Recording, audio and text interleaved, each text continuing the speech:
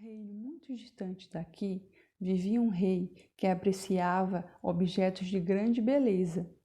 Por isso, monarcas de outras partes do mundo sempre lhe enviavam presentes luxuosos.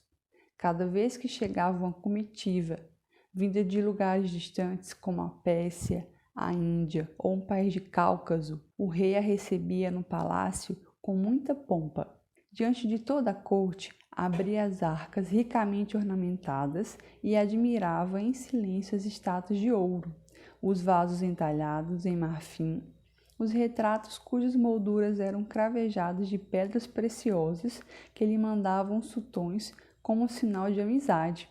Um dia, esse rei foi informado por um dos seus conselheiros de que duas delegações de artistas famosos, uma proveniente da China e outra da Grécia, tinham acabado de se hospedar perto do palácio. Imediatamente, ele ordenou a um emissário que fosse buscá-los. Quando eles apareceram na sala de audiências, o rei lhes disse: "Eu gostaria de saber quem são os melhores artistas, os chineses ou os gregos? Por isso, vou lhes dar um prazo de 3 meses para pintarem a parede da frente de 2 casas vazias, que ficam na rua principal da cidade, uma defronte da outra. No fim desse prazo, quem tiver realizado a obra de arte mais bela será o vencedor e receberá uma grande recompensa." Os chineses se instalaram numa casa e os gregos na outra. 2 enormes tapumes de madeira foram erguidos diante das paredes que seriam pintadas, para que ninguém pudesse vê-los trabalhar. Os habitantes da cidade ficaram muito curiosos e viviam comentando o assunto nas esquinas, praças e mercados. "O que será que eles estão fazendo?" perguntavam uns aos outros. "Os chineses e os gregos estão bem escondidos e guardam o maior segredo sobre o seu trabalho." Um menino chamado Shaku sempre ia brincar naquela rua e muitas vezes tentou encontrar algum buraquinho nos tapumes por onde pudesse espiar, mas nunca conseguiu.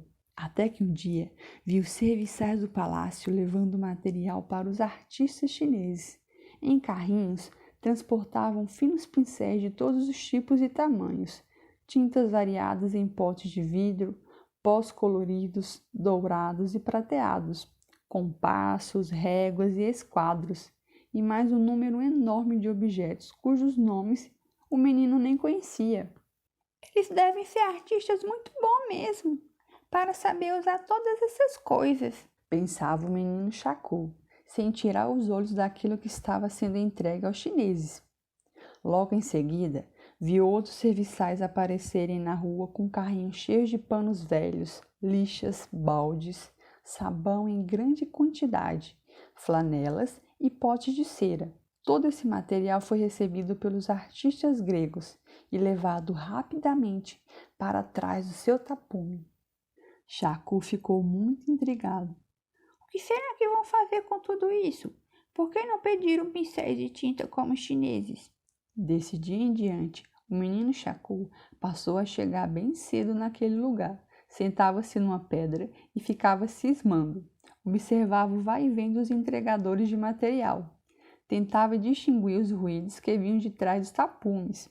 Durante todo o tempo que os artistas permaneceram ali, os materiais pedidos foram sempre os mesmos. Os habitantes da cidade resolveram fazer apostas sobre qual grupo seria o vencedor. "Vocês não sabem que as porcelanas chinesas são as mais lindas do mundo?"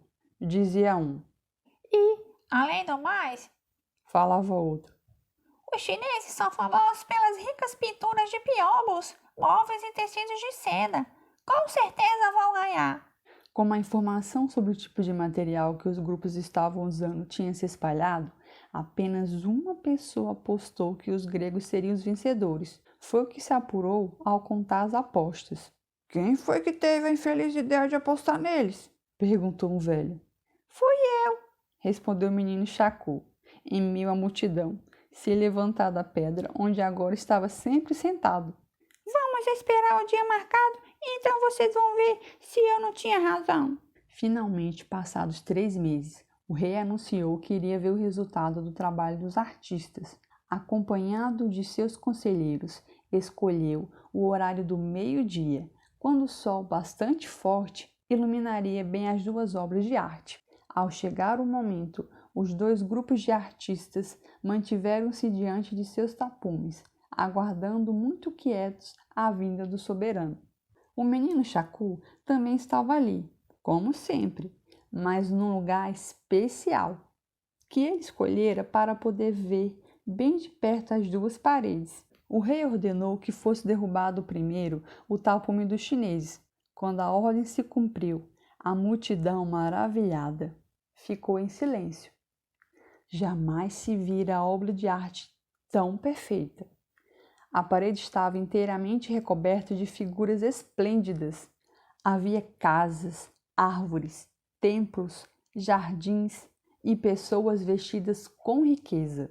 Os traços tinham sido pintados com tanta vivacidade que se podia distinguir o veludo, a seda e os tecidos adamascados da parede, feita com ornamentos delicados. Viam-se brilhando à luz do sol, tons variados de todas as cores do arco-íris. O rei atentava para cada detalhe, satisfeitíssimo, mal podendo se conter diante de tanta beleza.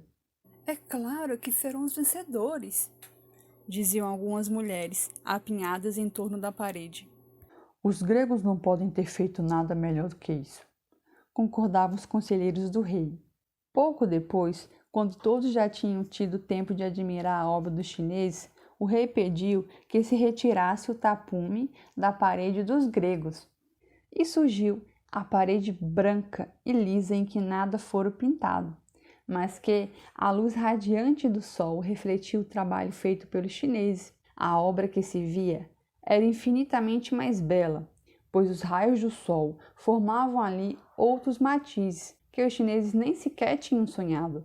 Os gregos haviam passado 3 meses lavando e polindo a parede com grande cuidado e dedicação, tornando-a completamente clara e brilhante, para que dessa maneira espalhasse a magnífica pintura dos chineses. Os vencedores foram os gregos, e o menino Chacu ganhou a aposta. Chacu é lembrado até hoje pelos habitantes daquele reino como um menino que soube observar além das aparências e por isso soube apreciar com antecedência a capacidade do ser humano de imaginar a beleza escondida nas coisas do mundo.